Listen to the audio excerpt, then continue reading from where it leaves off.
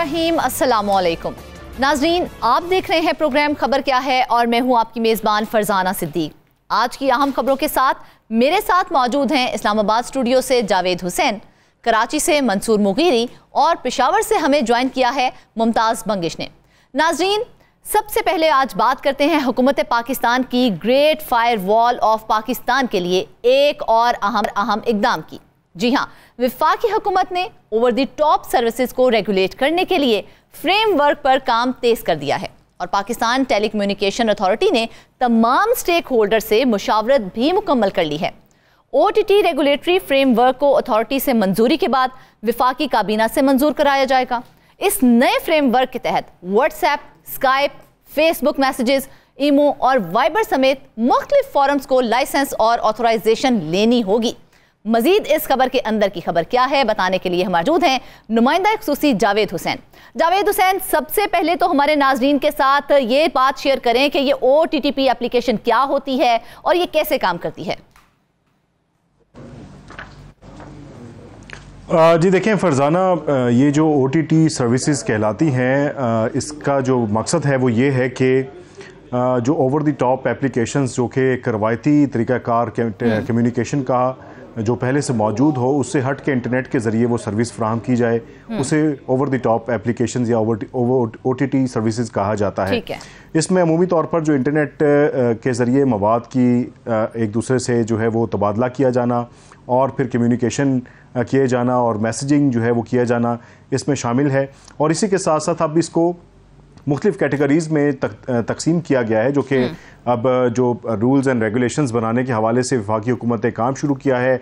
इस पर जो है वो फ्रेमवर्क तैयार किया जा रहा है और इसके लिए पाकिस्तान टेली कम्युनिकेशन अथॉरिटी जो है वो जो तमाम स्टेक होल्डर्स हैं उससे मुशावरत मुकम्मल कर चुके हैं और अथॉरिटी जब इसकी मंजूरी देगी उसके बाद इसको वफाकी काबीना में ले जाकर इसकी मंजूरी ली जाएगी और फिर इस फ्रेमवर्क को नाफिजुल अमल कर दिया जाएगा। तो इस हवाले से इस पर जो काम है वो हमारे ज़राए बता रहे हैं कि तेज़ कर दिया गया है और इसके ज़रिए अब जो कम्युनिकेशन सर्विसेज हैं या इंटरनेट के ज़रिए जो सर्विसेज फ्राहम की जाती हैं उनको रेगुलेट किया जाएगा, फ्रेमवर्क के तहत लाया जाएगा और जो मकामी कवानीन हैं उनके ताबे बनाया जाएगा। तो इस हवाले से ये काम अब तेज़ किया गया है, जिसमें आपको बताएं कि जो OTT सर्विसेज हैं, ओवर द टॉप एप्लीकेशंस जो कहलाती हैं, उनको 3 कैटेगरीज़ में इन्होंने फ्रेमवर्क में तकसीम किया है, जो कि मुसवदा हमारे पास है जिस पर मुशावरत की जा रही थी।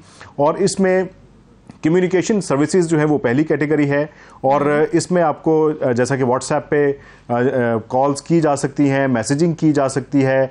इसी तरह से जैसा कि एक रवायती जो हमारा टेली कम्युनिकेशन स्ट्रक्चर है उसके ज़रिए वॉइस कॉल्स और मैसेजिंग की जाती है, तो उसका ऑल्टरनेट के तौर पर इंटरनेट के ज़रिए ये सर्विस फ्राहम की जाती है एक फोरम की तरफ से। इसी तरह से जो वाइबर है, फेसबुक मैसेंजर है और इसी तरह से जो ईमो है और इस तरह से बहुत सारी एप्लीकेशन जो कि कम्युनिकेशन के लिए इस्तेमाल होती हैं उनको कम्युनिकेशन सर्विसेज में डाला गया है। और सेकंड कैटेगरी जो है वो एप्लीकेशन सर्विसेज है, जिसमें आमतौर पर जो फेसबुक, लिंक्डइन और इस किस्म की जो ई-कॉमर्स हैं, गेमिंग है, उन तमाम चीज़ों को जो है वो इस एप्लीकेशन सर्विसेज में शामिल किया गया है। और तीसरी जो कैटेगरी है वो भी इंपॉर्टेंट है, जिसमें मीडिया सर्विसेज उसको कहा जाता है, जिसके ज़रिए आपका जो मीडिया की जो सर्विसेज हैं, कम्युनिकेशन है, ख़बरों की तरसील है, मालूमात का हसूल है, वो फ्राहम किया जाता है और उसको भी मज़ीद 2 कैटेगरीज़ में तकसीम कर दिया गया है मीडिया सर्विसेज को, जिसमें नॉन ब्रॉडकास्टिंग सर्विसेज, जिसमें अमूमी तौर पर जो यूट्यूबर्स हालात हाजरा पे बात करते हैं, यूट्यूब चैनल बनाते हैं, वो उसके अंडर आएंगे। और इसी तरह से ब्रॉडकास्टिंग सर्विसेज जो हैं उसके ताबे जो रखा गया है वो तमाम वो रवायती मीडिया आउटलेट्स, तमाम चैनल्स जो कि इंटरनेट के ज़रिए अपनी जो सर्विसेज हैं वो भी फ्राहम कर रहे हैं, तो वो रेगुलेट इन तमाम कैटेगरीज़ के थ्रू की जाएंगी। तो इसका जो मकसद है वो यही है कि तमाम सोशल मीडिया को और इंटरनेट पर जो ओवर द टॉप एप्लीकेशंस के ज़रिए जो सर्विसेज फ्राहम की जा रही हैं उनको रेगुलेट करना है, उसमें कहीं ना कहीं रेगुलेशंस के साथ जो रेवेन्यू जनरेशन है उसको बढ़ाना है और दूसरी तरफ जो कंटेंट है उसको रेगुलेट करके जो सारिफ है उसके हकूक का भी तहफ़्फ़ुज़ करना है। अगर देखी जाए तो जावेद, वफाकी हुकूमत तो पहले भी ऐसे रेगुलेटरी फ्रेमवर्क की तैयारी पर काफ़ी बार काम कर चुकी है और ऐसे फ्रेमवर्क का फ़ायदा क्या होगा अब? जी बिल्कुल, आपने ठीक कहा कि 2019 में भी इसका बाकायदा तौर पर पैमरा के ज़रिए एक इश्तिहार दिया गया था ओवर द टॉप एप्लीकेशंस का, जिसमें बिलखसूस जो मीडिया की ओवर द टॉप एप्लीकेशंस थी उनको रेगुलेट करके लाइसेंस जारी करने के हवाले से एक मुशावरत का अमल शुरू किया गया था, जिस पर बहुत ज़्यादा तनकीद हुई, जिसके बाद वो पैमरा की तरफ से जो एक प्रोसेस शुरू हुआ था उसे बंद कर दिया गया था। लेकिन अब पीटीए ने बड़ी खामोशी के साथ तमाम स्टेक होल्डर्स के साथ और अवामुन नास को भी इसमें इन्वॉल्व करने की कोशिश की गई कि वो भी अपना इनपुट दें। तो अब वो मुशावरत जो है वो 24 जुलाई थी उस तक उसका अमल मुकम्मल किया गया। पहले इसकी एक तारीख रखी गई, उसमें एक्सटेंड किया गया और 24 जुलाई को मुशावरत मुकम्मल कर ली गई है। अब इसके ऊपर मजीद गौर व खोज करने के बाद अब इस पे रेगुलेशंस पे पूरा बोर्ड जो अथॉरिटी है पीटीए की वो इसकी मंजूरी देगी और मजीद जो बेहतरी लाने वाली होगी वो इसमें की जाएगी। और इसमें जो माजी में हमने देखा कि क्योंकि तनकीद होती रही मुख्तलिफ सेक्शंस की तरफ से, ख़ास तौर पर जो सहाफ़ी हजरात थे उनकी तरफ से बड़ी तनकीद की गई कि रेगुलेट करने से आम जो सहाफ़ी है या आज़ादी इज़हार राय है उस पर फ़र्क पड़ेगा, उस पर कदरन लगेगी। तो उसको मद्देनज़र रखते हुए इस पर फिल वक्त जो है वो प्रोसेस बंद कर दिया गया था। लेकिन अब चूँकि अब ये एक अमल उस ग्रेटर वॉल जो फायर वॉल है पाकिस्तान में जिसकी बात की जा रही है, चर्चे हैं, उसी का एक हिस्सा इसको तस्वुर किया जा रहा है कि वो एक कंपोनेंट के तौर पर इसको इस्तेमाल किया जाएगा। क्योंकि जो फायर वॉल जिसका चर्चा है वो कोई एक टेक्नोलॉजी का नाम नहीं है, वो डिफरेंट लेयर्स उसकी तैयार की जा रही हैं। उनमें से एक लेयर जो है वो ओवर द टॉप एप्लीकेशंस हैं जो कि एंड्रॉयड फ़ोन और आपके फ़ोन में जो एप्लीकेशंस मौजूद हैं उनको रेगुलेट किया जाएगा, उसमें मवाद को रेगुलेट किया जाएगा और फिर उसको पीका के तहत, पैमरा के कवानीन के तहत और जो आपका जो पीटीए के जो कवानीन हैं, टेलीकम्युनिकेशन का कवानीन हैं, उनके ताबे लाया जाएगा। तो इस हवाले से अब इंटरनेट पे जो सर्विसेज फ्राहम की जा रही हैं उसको भी रेगुलेट करने, ऑथराइजेशन करने और जो कम्युनिकेशन सर्विसेज हैं उनको लाइसेंस जारी करने के हवाले से तैयारी कर ली है वफाकी हुकूमत ने। और ये लाइसेंसेज और ऑथराइजेशन जो है वो इस फ्रेमवर्क के लागू होने के बाद 12 महीने के अंदर उन तमाम फोरम्स को खुद को रजिस्टर करवाना पड़ेगा और ऑथराइजेशन और लाइसेंस जो है उनको 15 साल के लिए अलॉट किया जाएगा। उस लाइसेंस के बाद वो अपनी सर्विसेज जो है वो यहाँ पर कंटिन्यू कर सकते हैं। जो कंटिन्यू नहीं करेंगे उनको इलीगल तस्वुर किया जाएगा और उनके खिलाफ कार्रवाई भी की जाएगी। दूसरी जानिब इसमें जो एक चीज़ और शामिल की गई है कि जो इन रेगुलेशंस के अलावा जैसे टेलीकम्युनिकेशन की कंपनीज पहले से लाइसेंस के साथ वो काम कर रही हैं और उनकी भी कुछ सर्विसेज हैं, तो उनके साथ दीगर फोरम जो है वो खुद को रजिस्टर करवा सकते हैं। तो ये पूरे का पूरा अमल जो है उसको ऑथेंटिकेशन करवाने के लिए, ऑथराइजेशन करवाने के लिए ये तैयार किया जा रहा है ताकि सोशल मीडिया, चाहे वो मीडिया सर्विसेज हो इंटरनेट के थ्रू, बिल्कुल जावेद, अभी तक जो बात आपने बताई है, अगर मुझे जो समझ आई है उसके हवाले से अगर मैं बात करूं तो बेसिकली इस फ्रेमवर्क से सोशल मीडिया को कंट्रोल किया जाएगा या इसका मकसद इसको कंट्रोल करना है? जी, ये एक इसका कंपोनेंट है जिसके जरिए मॉनिटरिंग की जाएगी और अनलॉफुल जो कंटेंट है और काबिल एतराज़ कंटेंट है वो कंपनीज जो कि रजिस्टर होंगी, ऑथराइजेशन लेंगी, लाइसेंस लेंगी, वो उनको हटाने की उस मवाद को रिमूव करने की पाबंद होंगी। और इसी के साथ साथ इसमें जो रेगुलेशंस में, फ्रेमवर्क में जो चीज़ें शामिल की गई हैं कि मवाद को महफूज बनाने का जो मैकेनिज्म है वो वज़े किया जाएगा और तमाम का तमाम जो डाटा है, ऑनलाइन डाटा, वो तमाम कंपनीज पाकिस्तान में अपना डाटा बेस रखेंगी, मुल्क से बाहर नहीं ले जा सकती। इसी तरह से जो इमरजेंसी की सूरत में, किसी भी इमरजेंसी की सूरत में जो लाइसेंस होल्डर होगा वो उस सारिफ की या मुताल्लिका जो डाटा है उसकी लोकेशन और साथ ही जो आम मालूमात है वो फ्राहम करने का मजाज होगा, उसको पाबंद बनाया जाएगा। इसी तरह से OTT एप्लीकेशन सर्विसेज की किसी लाइसेंस या ऑथराइजेशन की बजाय पीका कवानीन के तहत जो है उनको ताबे बनाया जाएगा। जो मीडिया सर्विसेज हैं उनको पैमरा और जो लोकल कवानीन हैं उनके तहत ताबे बनाया जाएगा। लेकिन जो कम्युनिकेशन जो एप्लीकेशन, ऐसी एप्लीकेशंस जो कि कम्युनिकेशन के लिए इस्तेमाल होती हैं उनको ऑथराइजेशन और लाइसेंस लेना पड़ेगा। ये पूरे का पूरा फ्रेमवर्क उन्होंने तैयार किया है जिसमें पीका के कवानीन भी शामिल हैं और इसी तरह से जो नॉन ब्रॉडकास्टिंग जो सर्विस है उसको भी जो मकामी कवानीन हैं, पीका एक्ट है, जो पीटीए के अपने कवानीन हैं उसके तहत जो है वो काम करना पड़ेगा। जावेद, क्या ये तमाम इक़दामात उस फायरवॉल का हिस्सा तो नहीं है जिसके आजकल काफ़ी चर्चे भी हो रहे हैं? जी बिल्कुल, इसी फायरवॉल का एक हिस्सा इससे तस्वुर किया जा रहा है। हमारे जो मुख्तलिफ ज़राए से बात हुई है उन्होंने बताया कि जो फायरवॉल है वो किसी एक कंपोनेंट का नाम नहीं है, वो डिफरेंट लेयर्स हैं। और मुख्तलिफ जगहों पर उन लेयर्स को रखा जाएगा जिसमें एक लेयर जो है वो ये भी कहलाएगी जिसमें आपकी जो एप्लीकेशंस हैं उनको रेगुलेट करके और उनको फिर मकामी कवानीन के ताबे ला के उनको जो है वो उस मवाद को रेगुलेट किया जाएगा। इसी तरह से इसमें आपका बताएं कि जो फायरवॉल की बात की जा रही है जिसका चर्चा है, उसमें एक बड़ा हिस्सा लेजिस्लेशन का है कि आपके जो कवानीन हैं वो तैयार होने हैं, कवायद व ज़वाबित तैयार होने हैं। उसी प्रोसेस के तहत ये जो रूल्स एंड रेगुलेशंस हैं ये तैयार किए जा रहे हैं, फ्रेमवर्क तैयार किए जा रहे हैं। इस पर तेज़ी से काम जारी है।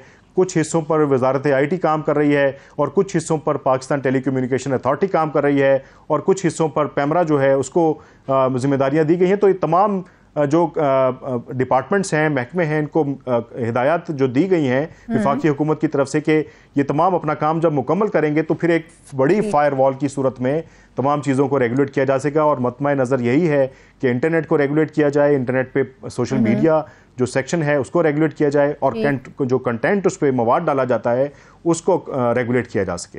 अच्छा, सबसे ज़्यादा जो बात होती है वो यूट्यूबर्स के हवाले से होती है। तो जावेद, क्या यूट्यूबर्स हैं और जो सोशल मीडिया सार्फिन हैं इन क़वायदों ज़वाबित की जद में आएंगे ये लोग? जी बिल्कुल। इसमें जो नॉन ब्रॉडकास्टिंग सर्विसेज हैं उसमें आपको बताएं कि यूट्यूब, नेटफ्लिक्स, VOD जो वीडियो ऑन डिमांड और स्पॉटिफाई और इस किस्म की जो दीगर एप्लीकेशंस हैं जो फोरम्स अपना काम कर रहे हैं, उस पर जो लोग जिनकी अपनी शनाख्त से वो काम कर रहे हैं, इंडिविजुअल्स काम कर रहे हैं, उनको इन कवानीन के तहत लाया जाएगा, उनके ताबे बनाया जाएगा।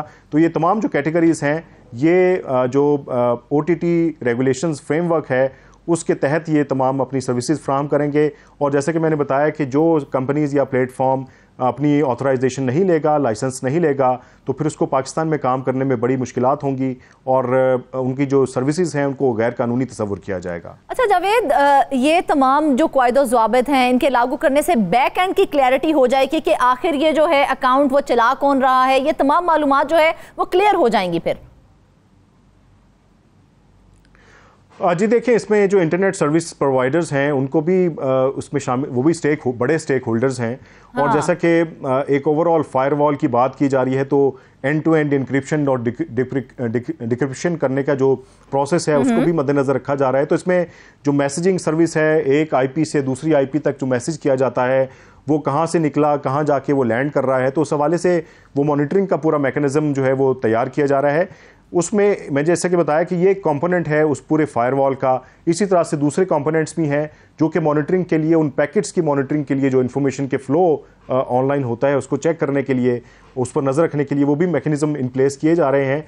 लेकिन जो OTT सर्विसेज हैं इसका जो मकसद है वो ये कि जो इंटरनेट पे जो एप्लीकेशंस काम कर रही हैं उनकी मॉनिटरिंग की जा सके, उस पर जो मवाद डाला जाता है उसकी मॉनिटरिंग की जा सके। तो डेफिनेटली जो मॉनिटरिंग है उसका मैकेनिज्म भी इसके ऊपर पूरे का पूरा ओवरसी करने के लिए मौजूद होगा। अच्छा जावेद, बुनियादी मकसद अगर देखा जाए तो सोशल मीडिया को रेगुलेट करना और उस पर कंट्रोल हासिल करना है। जी बिल्कुल। बुनियादी तौर पर जो रियासत है और जो मकामी कवानीन हैं उनके ज़रिए इन तमाम तर जो इंटरनेट पे जो एक निज़ाम है पाकिस्तान के अंदर उसको जो है वो ओवरकम करना है, उसको कंट्रोल में लाना है। और इसकी जो मिसालें हैं वो हमें बताई जाती हैं कि मुख्तलिफ ममालिक के अंदर ये सिस्टम ऑलरेडी काम कर रहा है, जिसमें भारत में भी इन तमाम OTT सर्विसेज को रेगुलेट किया गया। इसी के साथ साथ चीन के अंदर जो है वो बड़ी स्ट्रिक्ट रेगुलेशंस जो हैं वो OTT सर्विसेज की रखी गई हैं। और उसमें तो हम देखते हैं कि बहुत सारी जगहों पर आपकी जो वॉइस मैसेजिंग या वॉइस कम्युनिकेशन है इन एप्लीकेशंस के ज़रिए उनको बंद रखा जाता है। इस तरह दूसरे ममालिक के अंदर भी इस किस्म की सर्विसेज, जैसे सऊदी अरब की बात की जाए तो वहाँ पर आप व्हाट्सएप पे आप वॉइस कॉल नहीं कर सकते। तो ये रेगुलेशंस जिन ममालिक में मौजूद हैं, ऑस्ट्रेलिया में मौजूद हैं, यूरोप में मौजूद हैं, अमेरिका में मौजूद हैं, तो वहाँ पर मकसद यही है कि ऐसी कम्युनिकेशन टूल्स जो कि हुकूमत चाहती है कि वो आवाम तक ना पहुँचे या उसकी सर्विसेज आवाम तक ना पहुँचें, ताकि जो मार्केट में एक बैलेंस है उसको भी कायम रखा जा सके और कंपटीशन जो है उसको बरकरार रखा जा सके मार्केट का। तो इस तमाम तर सूरत हाल को देखते हुए ये रेगुलेट की जाती हैं चीज़ें। चूँकि पाकिस्तान में बहुत टाइम से ऐसे रेगुलेशंस मौजूद नहीं थे, अब इस रेगुलेशन की जो है वो इस पे जो काम तेज़ किया गया है उसका मकसद यही है कि एक तरफ अगर जो ट्रैफिक है इंटरनेट की उसको मॉनिटर किया जाएगा तो दूसरी जानिब फिर जो ओवर द टॉप एप्लीकेशंस हैं उनके इस्तेमाल के हवाले से भी चीज़ों को अंडर वन मैकेनिज़्म लाया जाएगा। ठीक, तमाम जो है सोशल मीडिया अकाउंट्स वो रेगुलेट किए जाएंगे। हुकूमत पाकिस्तान की जानिब से एक अच्छा इनिशिएटिव लिया गया है, एक नई हिकमत अमली तैयार की जा रही है ताकि उस पर अमल दरामद करके तमाम सोशल मीडिया अकाउंट्स को रेगुलेट किया जाए। और नाजरीन, इस हवाले से हमारी भी दुआ है कि एक अच्छा जो है इसका नतीजा हमें देखने को मिले। नाजरीन, बात करते हैं सिंध हुकूमत के महकमा लेबर के ज़ेली इदारे वर्कर्स वेलफेयर बोर्ड की, जहां पर मेहनत कश मुलाजमीन की फलाह बहबूद के लिए मुख्तलिफ इदारों से जो रकम जमा होती है उसमें 2 अरब रुपए के करीब फ्रॉड का इंकशाफ हुआ है। महकमा एंटी करप्शन की जानिब से सरकारी सतह पर यह इंकशाफ किया गया है। महकमा एंटी करप्शन की जानिब से तफ्तीश की गई जिसमें बताया गया कि जालसाजी के जरिए मुलाजमीन के बच्चों की शादी में मदद करने के नाम पर 74 करोड़ 52 लाख रुपए की जाली अदायगियां जाहिर करके अफसरान ने वो रकम हड़प की है और मुलाजमीन को मुर्दा जाहिर करके उनकी माली मदद के नाम पर 1 अरब 30 करोड़ 99 लाख रुपए के जाली बिल बनाकर अफसरान ने यह तमाम रकम बटोरी है। इस सारे मामले पर बात करने के लिए हमारे साथ हैं इंचार्ज इन्वेस्टिगेशन साउथ मंसूर मोगीरी साहब। मंसूर, ये बताएं कि वर्कर्स वेलफेयर बोर्ड तो मजदूरों को फायदा देने का इदारा है, इसमें अफसरान ने खुद फायदा कैसे और क्यों हासिल कर लिया? देखिए मिस फरजाना, जैसे आपने कहा है कि जो वर्कर वेलफेयर बोर्ड है, जो ये वर्करों के वेलफेयर के लिए बोर्ड सरकार ने कायम किया, लेकिन बदकिस्मती से कुछ ऐसे लोग आ गए हैं जो वर्करों के नाम पे कोई हज़ारों की नहीं, लाखों की नहीं, अब तो करोड़ों और अरबों की डंडी मार रहे हैं और ऐसा बड़ा टीका मार है। बात अरबों पे चली गई है और ये कोई और नहीं कह रहा। ये 31 पेजेस की रिपोर्ट है, महकमा एंटी करप्शन ने तैयार की है, जिसमें बताया गया है कि कोई 7,297 शादी के ग्रांट्स जो है ना, मुलाजमीन के बच्चों की मदद करनी थी। 7,297 केसेस में 74 करोड़ 52 लाख रुपए की रकम दी गई है, जबकि डेथ जो फौत हो जाते हैं उनकी मदद के लिए 2487 केसेस में 1 अरब तकरीबन 24 करोड़ रुपए की रकम इस्तेमाल की गई है। रिपोर्ट में कहा गया है कि जो SOPs जो तैयार किए गए थे सरकार की जानिब से, तमाम का इन्होंने जनाजा निकाल दिया है।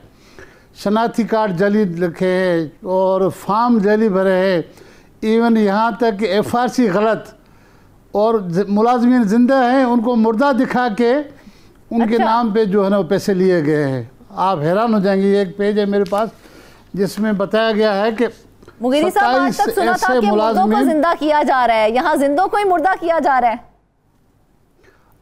जी, पैसे हड़प करने के लिए उन्होंने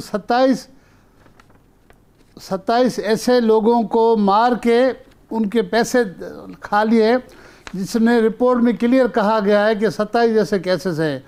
तो मजमूई तौर कोई 2 अरब रुपए के करीब ये इन्होंने डंडी मारी है वर्कर्स वेलफेयर बोर्ड की जानिब से। और इसके लिए जो अहम बात ये भी है कि कोई 4 माह तक एंटी करप्शन डिपार्टमेंट की जानिब से इसकी तफ्तीश की गई है। जो मेरे सोर्सेस है उनका कहना है कि वज़ीर आला सिंध को सूबा वज़ीर सईद गनी साहब की जानिब से ये शिकायत की गई कि यहाँ पर ये गड़बड़ हुई है, इसकी करें, क्योंकि सईद गनी साहब भी इसके वज़ीर रहे लेबर में। उसको पता चला, उन्होंने कहा कि वज़ीर आला साहब ने चीफ सेक्रेटरी को कहा, चीफ सेक्रेटरी ने एंटी करप्शन वालों को बुला के कहा कि अच्छा, इनसे रियायत नहीं होनी चाहिए और मुझे मेरिट पे तफ्तीश करके दें। तो जो सोर्सेस है उनका कहना है कि एंटी करप्शन की टीम ने 4 माह लगाया और सिंध के 4-5 जो रीजन्स हैं, हैदराबाद, लाड़काना, सक्खर, कराची, वहाँ गए। वहाँ पर एक एक केस का जायज़ा लेने के बाद रिपोर्ट जब तैयार करने की पोजीशन में आ गए तो जो इंक्वायरी अफसर है उसको ही हटा दिया गया। अच्छा, आप क्या क्या सुनेंगे, लोगों को क्या क्या बताएं कि सिस्टम कितना स्ट्रांग है कि जो इंक्वायरी करने वाला अफसर था उनको इंक्वायरी कंप्लीट करके रिपोर्ट देनी थी डायरेक्टर एंटी करप्शन, उसको ही हटा दिया गया। उससे पहले चेयरमैन एंटी करप्शन को हटा दिया गया। वो तमाम रिपोर्ट तैयार कर चुके थे जो उन्होंने रिप्रेजेंट करनी थी? तकरीबन उन्होंने बयानात ले लिए थे, रिपोर्ट उन्होंने तैयार कर ली थी, लेकिन उन्होंने शायद रिपोर्ट जमा नहीं कराई। अच्छा, उससे पहले दौरान इसके तफ्तीश के चेयरमैन एंटी करप्शन को हटा दिया गया। 2 अरब रुपए, वो भी 1 साल में, ये तो बहुत बड़ी रकम है। कितनी मासूम बच्चियों की उसमें शादियां हुई और कितनों के इलाज में फायदा हुआ? देखिए ना, इन्होंने जो बताया है फिगर जो दिए हैं कि 7,297 में शादियों के ग्रांट्स दिए हैं। हाँ। और 2487 जो अफराद फौत हो गए उनको हमने ग्रांट दिया है। सब जाली ग्रांट्स हैं, मेजॉरिटी जाली ग्रांट्स हैं। तो ये फिगर जाली, शनाख्ती कार्ड जाली, FRC जाली, रिपोर्ट में कहा गया है, सरकारी रिपोर्ट है, इसमें कहा गया सारे जल्दसाजी की गई है और जल्दसाजी करने वालों को पहले वाली एंटी करप्शन ने छोड़ भी दिया। एक बच्ची की भी शादी नहीं हुई है, ये कहना मुश्किल है क्योंकि उन्होंने ये नहीं लिखा है कि किसी एक की नहीं हुई। अच्छा। उन्होंने कहा है कि अक्सरियत में जो केसेस हमने पकड़े हैं ठीक, उनमें जो है ना वो जाली दस्तावेज़ात नज़र आए। उन्होंने SOPs जो बने हुए हैं उन्होंने जनाजा निकाल दिया SOPs पे, किसी पे अमल नहीं किया है। तो मुझे बताया इनकी नीयत जब पैसे खाने की हो सकता है उन्होंने कुछ को फ़ायदा भी दिया हो, लेकिन जब आप बल्क में इतने बड़े लेवल पे जब आप 2 अरब के करीब जब आप निकाल रहे हैं और ये गरीबों के पैसे हैं, गरीबों के फलाह के पैसे हैं, जहाँ जहाँ ये नौकरियाँ करते हैं वहाँ से ये पैसे आ रहे हैं। मैं थोड़ा ये भी बताता चलूँ कि जो भी कंपनियाँ हैं वो सरकारी हों चाहे गैर सरकारी, वो जितना भी कमाते हैं डिक्लेयर करते हैं और डिक्लेयर से 2% वो देते हैं वर्करों की भलाई के लिए। 2% में पहले उनके जितने भी वर्कर मौजूद होते हैं उनको पैसे डिस्ट्रीब्यूट करते हैं, उसके बाद फिर 5% वहाँ वापस करते हैं वर्कर्स वेलफेयर बोर्ड को। ठीक है। सिंध में एक इदारा है सिंध रेवेन्यू बोर्ड, उन्होंने पहली बार 8 सालों में 65 अरब रुपए जमा करके दिए हैं। कितने? 65 अरब रुपए उन्होंने बड़ी मुश्किल से किया, पैसा जमा करके दिया। अगर इन 8 सालों का हिसाब लिया जाए, 8 सालों की मुकम्मल तफ्तीश हो सकता है 30-40 अरब रुपए तक बात हो। ये तो 1 साल की बात है ना। हाँ। पिछला तो किसी ने देखा ही नहीं है। बिल्कुल ऐसे ही है। जब 1 साल में आप 2 अरब की टीका मार सकते हैं तो पिछलों का किसने देखा।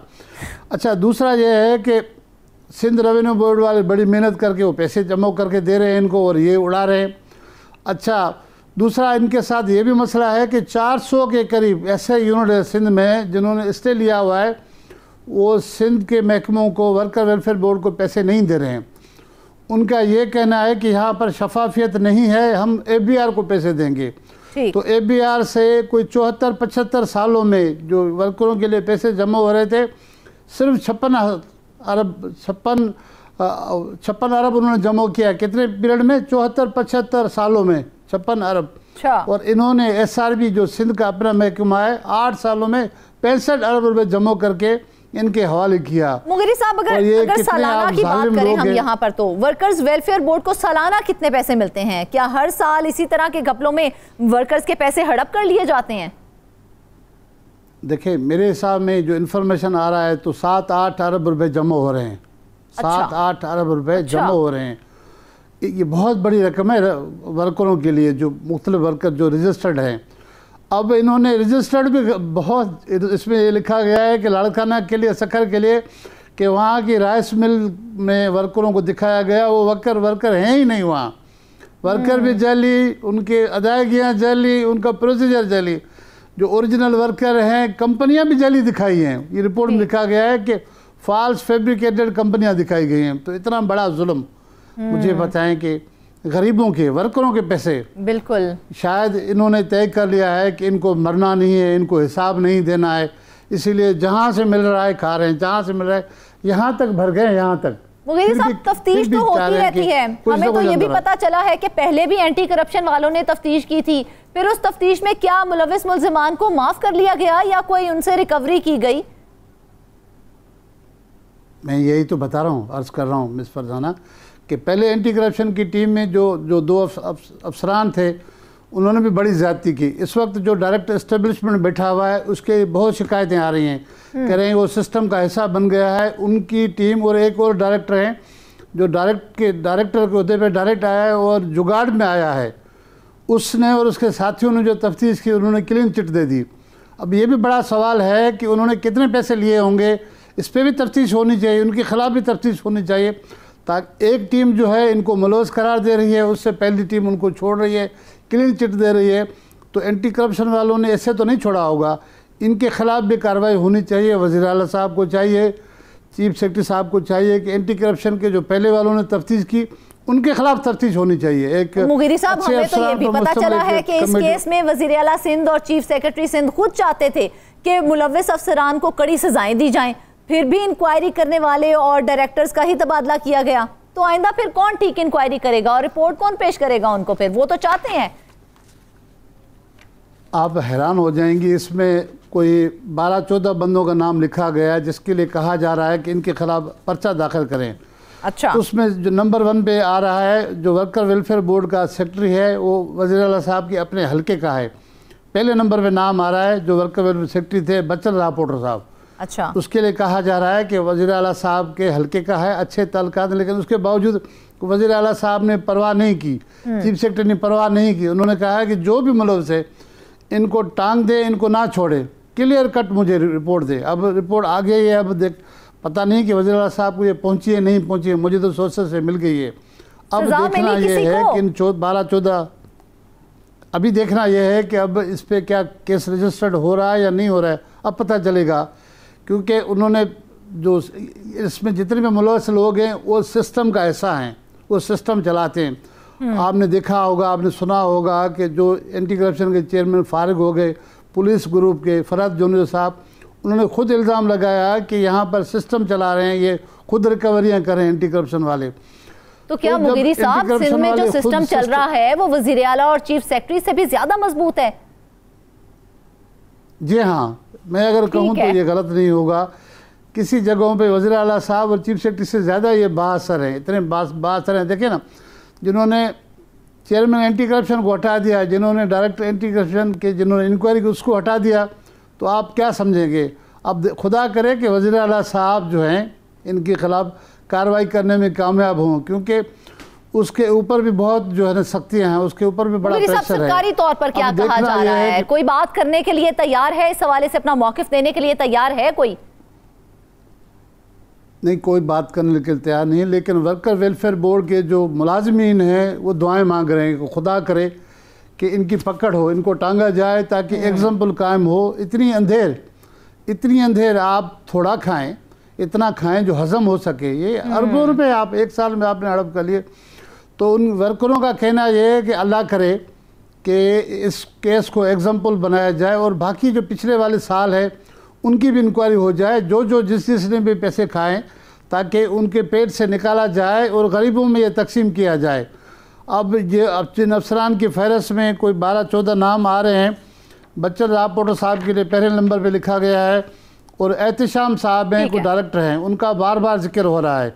अब्दुल बासित बुलो साहब डायरेक्टर हैं, बशीर अहमद चाचड़ हैं, अहमद अली धारेजो, सरफराज मंगी, अतर हुसैन, फरत मजीद, जायद हुसैन, जकरिया और बहुत सारे और लोग हैं जिनके लिए कहा जा रहा है कि इनके खिलाफ पर्चा दाखिल करें। बिल्कुल, केस चलाएं, कोर्टों में भेजें। पर्चा चलने के साथ मैं तो ये कह रहा हूँ कि सरकार इनकी नौकरियां खत्म करे, इन पे इस तरह के केसेस बनाए ताकि रिकवरी हो जाए। हुकूमत पर आती है कि हुकूमत हमारा साथ नहीं देती है। हुकूमत क्या करे यहाँ पर? जब हुकूमत ग्रांट देती है मेहनत कश मुलाजमीन को, उनकी फलाह बहबूद के लिए जो पैसे दिए जाते हैं, वो तो अफसरान जो है वो करप्शन की नज़र कर देते हैं और वो तमाम पैसा जो है वो खा लिया जाता है। नाजरीन, इस हवाले से कोई बेहतरीन और मजबूत लायक तैयार करने की ज़रूरत है ताकि इस करप्शन को रोका जाए। बोगस शादियों के नाम पे, बोगस अमवात के नाम पर पैसा खा लिया जाता है, इसको रोकना पड़ेगा। वापस आएंगे एक ब्रेक के बाद।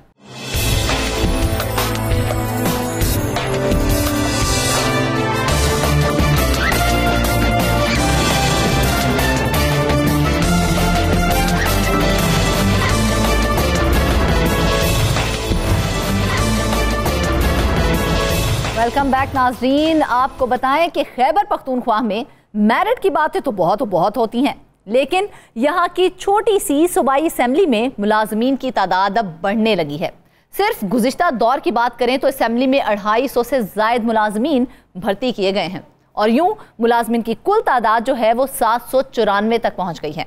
असेंबली के मुलाजमीन की माहाना तनख्वाह 3 करोड़ से तजावुज़ करने लगी है और ये उन मराद के अलावा है जो असेंबली सेशन के दौरान दर्जा चहारम के मुलाजिम से लेकर सेक्रेटरी तक के अफसर को मिलती है।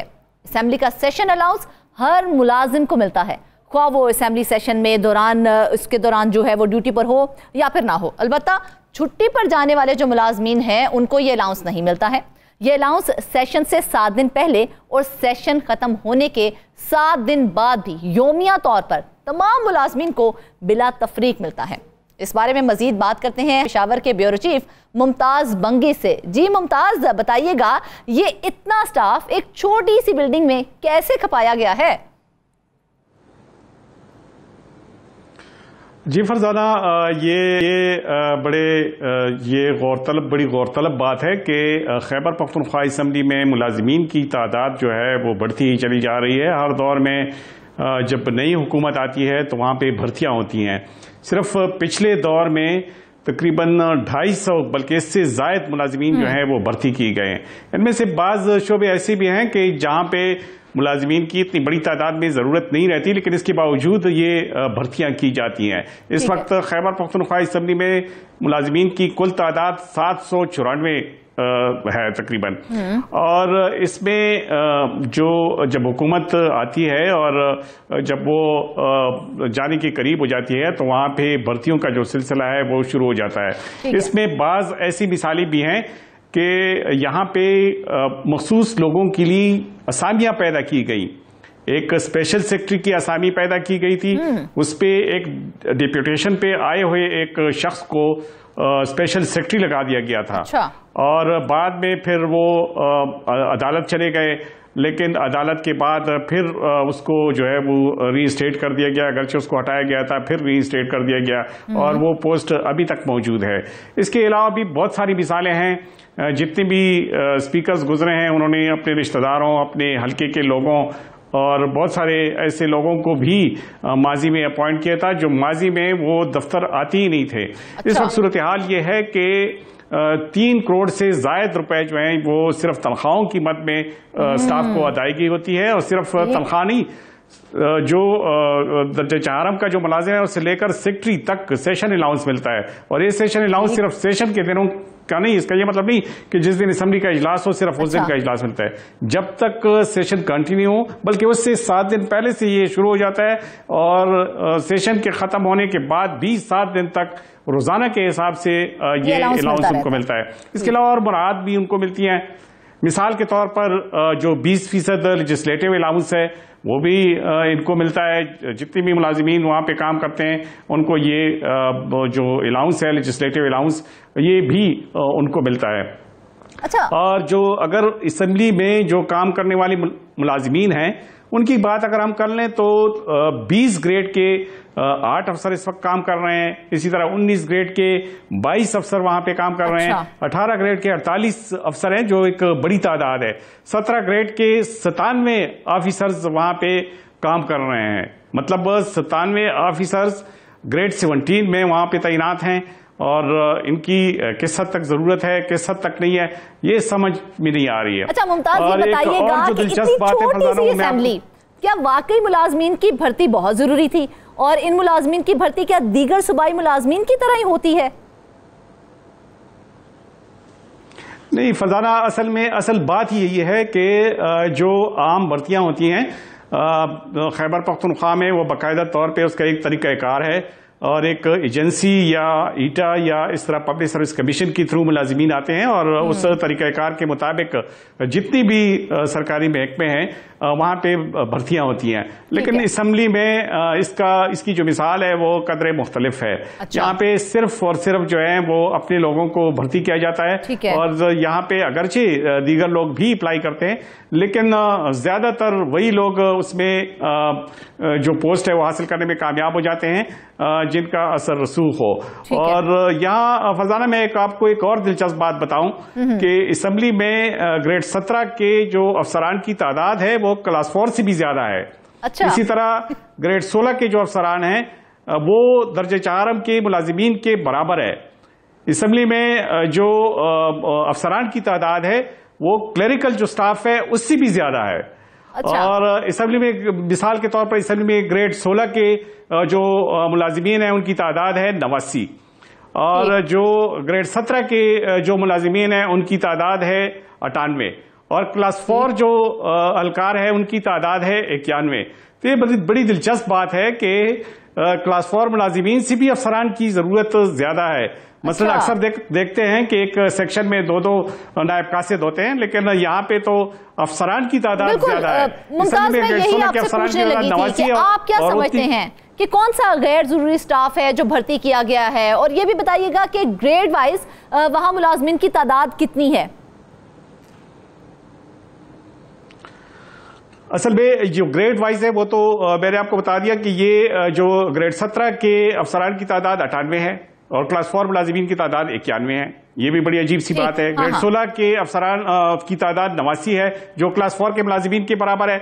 इसी तरह असेंबली में अफसरान की तादाद, एक और दिलचस्प चीज है कि अफसरान की तादाद 266 है और जो हलकार हैं, जो क्लेरिकल स्टाफ है, उनकी तादाद 240 है। यानी क्लेरिकल स्टाफ भी अफसरान से ज्यादा है। इसका मतलब ये है कि जो दीगर महकमे हैं जहां पे मतलब क्लेरिकल स्टाफ 240 और अफसरान की तादाद 266। इसका मतलब ये हुआ कि दीगर महकमों में अगर कोई अफसर होता है तो उसके साथ फिर स्टेनोग्राफर, स्टेनो, टाइपिस्ट, इसके अलावा सीनियर क्लर्क, जूनियर क्लर्क और फिर आगे नायब कासिद दर्जा 4 के मुलाजिमीन होते हैं। यानी एक अफसर होता है और उसका तकरीबन 10, 12 या 20 का स्टाफ होता है। लेकिन यहाँ पे तो अजीब सी बात यह है कि अफसरान ज्यादा हैं और एहलकारों की तादाद, जो क्लेरिकल स्टाफ है उसकी तादाद कम है उनसे। मतलब अगर एक अफसर किसी क्लेरिकल स्टाफ को काम देना चाहे तो इसका मतलब ये है कि वो कहेंगे कि नहीं, वो फलाना क्लर्क जो है वो तो दूसरे अफसर के साथ एंगेज है। तो या तो ये है कि वहां पे कोई इतना काम ही नहीं है कि अफसर को हर वक्त काम करना पड़े, और या फिर क्लेरिकल स्टाफ इतना एफिशिएंट है कि वो बैक वक्त 4 अफसरान के काम कर रहा है। तो ये बड़ी अजीब सी बात है। और मजे की बात यह है कि इसको कहीं पे भी कोई भी चैलेंज नहीं करता, क्योंकि हर कोई यहाँ पे भर्तियां करता है। तो जाहिर है फिर इसमें कभी ये नहीं हुआ कि अच्छा, इसमें एक और चीज ये है कि आपने अभी पूछा था कि मतलब क्या वाकई ये स्टाफ जरूरी है कि इनकी भर्तियां की गई। यहाँ पे जो की गई है लेफ्ट अप, यही तो बात है ना। यहाँ पे मैं आपको ये बताऊं कि यहाँ पे 2 लेफ्ट ऑपरेटर भी भर्ती किए गए हैं। अब पूरी असेंबली में और एमपीए हॉस्टल में या इनके साथ लेकर जितनी भी मतलब इनके अंडर जितनी भी बिल्डिंग्स हैं वहां पे किसी में कोई लेफ्ट नहीं है। अब जब लेफ्ट ही नहीं है तो लेफ्ट ऑपरेटर की क्या जरूरत है? लेकिन वहां पे लेफ्ट ऑपरेटर 2 काम कर रहे हैं और सालों से काम कर रहे हैं। यहाँ पे असेंबली को कोई रूल्स इस हवाले से सेट नहीं है कि भाई इतने मुलाजमीन ही होंगे, इससे ज्यादा मुलाजमीन की यहाँ पर भर्ती नहीं की जाएगी। असेंबली की रूल्स जो है वो पुराने रूल्स हैं, उसके मुताबिक उनको इख्तियार हासिल है। चूंकि ये इंडिपेंडेंट एक इदारा है तो इसलिए उसके रूल्स जो है वो नहीं है जो तो रोजाना की बुनियाद पर मुलाजमीन की भर्ती हो रही है। मुमताज, यहाँ पे कुछ भी हो सकता है, क्योंकि यहाँ पे चूंकि वो इंडिपेंडेंट है, उनसे कोई पूछगछ नहीं कर सकता। लेकिन दरअसल जो